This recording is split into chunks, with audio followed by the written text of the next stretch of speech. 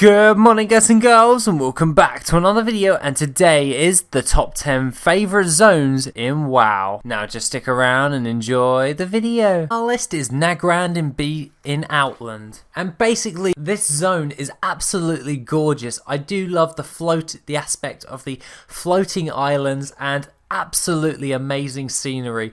If you turn your graphics up all the way, or if you can turn your graphics up all the way, I highly recommend that you do when you're in this zone, because it gives you a bit more of a feel of, after all of the crap in Outland that just looks destroyed and barren, you have one place where it's just serenity, and it's absolutely amazing.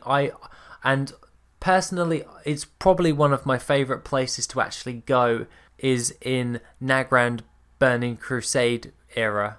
Number 9 on our list is Netherstorm.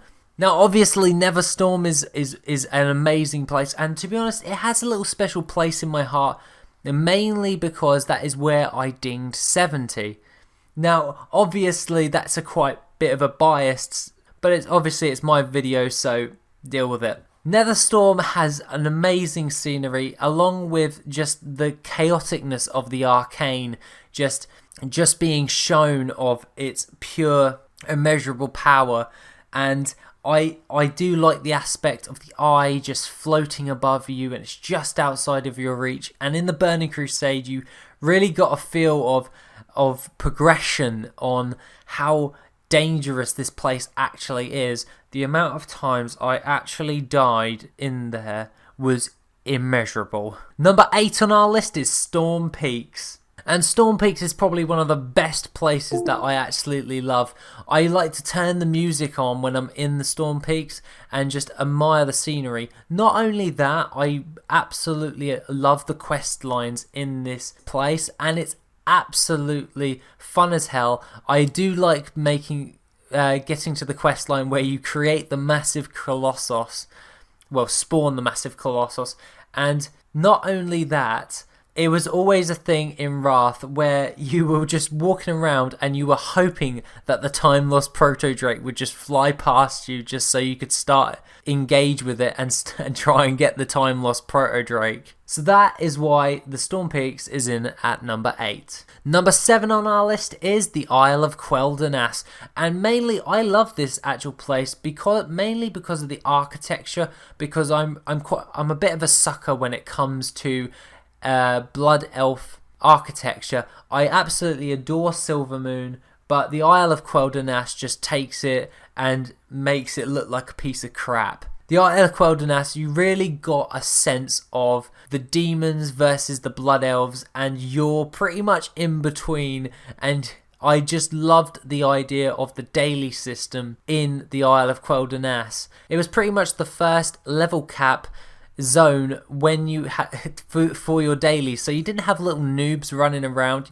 You had all other level 70s with you, and it was just really fun to just go around and just do your dailies every single day. After a while it got a bit tedious, but I just loved the idea that Magister's Terrace was pretty much the one that I was going through with my groups, and the Sunwell Plateau just looming on the other side, and you were just like, I really want to go in there. So that's the Isle of Quel'Danas at number 7. Number 6 on our list is the Stranglethorn Vale, and this is before the revamp. I absolutely loved Stranglethorn Vale before the revamp. Not so much now, but it still has some qualities which I still enjoy. This is why I've put it at number 6, because the Stranglethorn Vale was the first place I actually went when I was Horde. So I remember getting on the wrong Zeppelin and managing to get over to Stranglethorn Vale and then dying by a Crocolisk. It was absolutely infuriating. Other than that, I really enjoyed this sense of, once I had died there, I really wanted to level up just so I could go back there, because it was a bit of a different place than Durotar and the Barrens, and I was like, I need to get to this place because this place is just a jungle. It's amazing, and I want to explore it. And I remember going there and managing to hit 30, and it was just amazing with my Undead Warlock. Yes, that's right, I originally played an Undead Warlock. Number 5 on our list is the Hintered Lands, and the Hintered Lands is amazing. And to be honest, I'm kind of seeing a resemblance that I keep saying everything's amazing, but the Hintered Lands is absolutely cool. To be honest, I absolutely loved the troll architecture and the way it was presented. You really got a thought of how big the empire was just by looking at the different levels of the troll bases, and you were like, that's pretty cool. And I remember being on the Glitch King, which was the nickname for my old computer, because I pretty much glitched and lagged all the time because I basically had a really crappy computer when I very first started playing. But the Hintered Lands has got to be one of my favourite places to go even now. So that's why I've put it at number 5.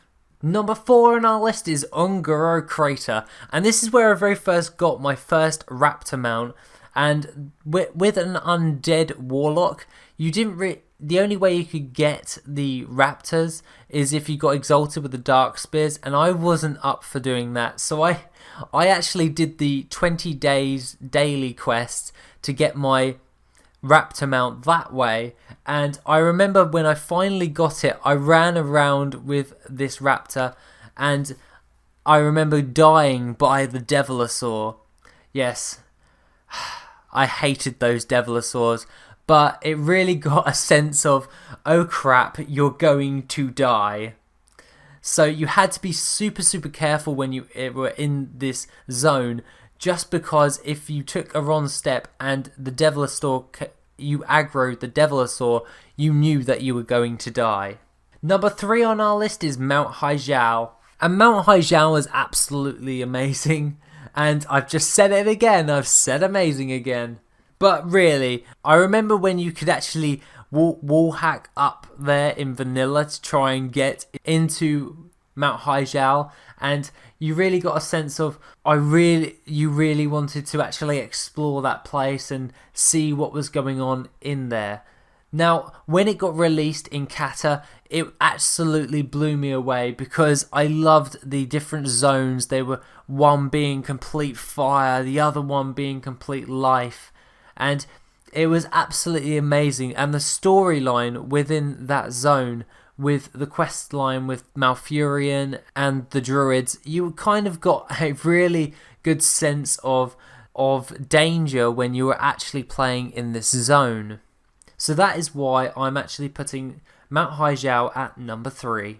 Number 2 on our list is the Grizzly Hills, and the reason why I put the Grizzly Hills at, it's mainly because I enjoyed the quest lines, and it was a zone where you could really interact with the actual zone while you were leveling. And I say this when you could actually just turn the music on really loud or have your headset in, and you could just get absorbed into the zone.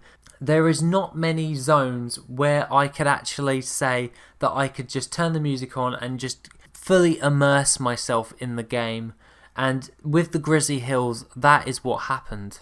Number 1 on our list is the Red Ridge Mountains, and the Red Ridge Mountains is one of my favourites, mainly because of the quest lines in there. I thoroughly enjoyed questing in the Red Ridge Mountains, and not only that, I thoroughly enjoyed the architecture and the actual scenery of it. Obviously it was a lakeside town, and it was absolutely cool to just explore, try and find out where to go and all of that. So that being the case, that is the Red Ridge Mountains at number 1 on this list. Now I hope you like this video, guys, and if you want to see more like this, please feel free to give this video a like, and as always, have an awesome day, guys.